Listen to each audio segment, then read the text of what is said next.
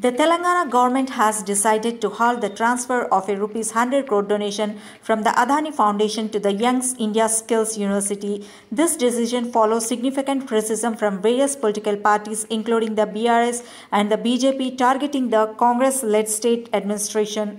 The controversy intensified after Gautam Adani, chairman of the Adani Group, was charged in the United States with allegations of bribery and fraud. In light of these developments, Jayesh Ranjan, a senior official in the Telangana government, addressed a letter to Dr. Preeti Adani, chairperson of the Adani Foundation. In the letter, he expressed gratitude for the foundation's commitment of Rs 100 crore to the university as indicated in their correspondence dated October 18, 2024. Ranjan noted that the university had recently received the income tax exemption under Section 80G, which would typically facilitate such donations. However, the conveyed instructions from the Chief Minister to refrain from seeking the transfer of funds at this time cites the current circumstances and arising controversies.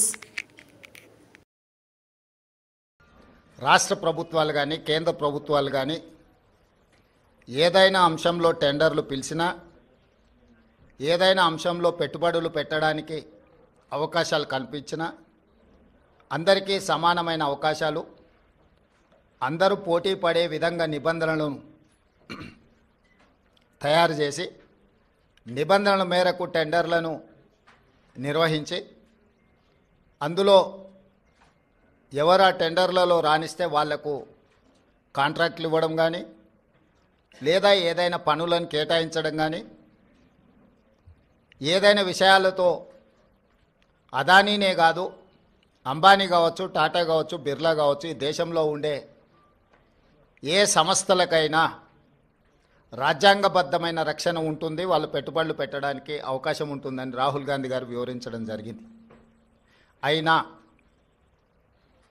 జర్నలిస్టులు కావచ్చు రాజకీయ పార్టీలు కావచ్చు పదే పదే తెలంగాణ రాష్ట్ర ప్రభుత్వానికి ప్రతిష్టాత్మకంగా తెలంగాణ రాష్ట్ర ప్రభుత్వం భావించి ప్రారంభించిన యంగ్ ఇండియా స్కిల్స్ యూనివర్సిటీకి కార్పస్ ఫండ్ కింద రాష్ట్ర ప్రభుత్వం నిధుల స్వీకరణ కోసం చేస్తున్న ప్రయత్నంలో భాగంగా చాలా సంస్థలు ముందుకొచ్చి రాష్ట్ర ప్రభుత్వం ప్రారంభించిన ప్రతిష్టాత్మకమైన యంగ్ ఇండియా స్కిల్స్ యూనివర్సిటీకి నిధులను ఇవ్వడం జరిగింది.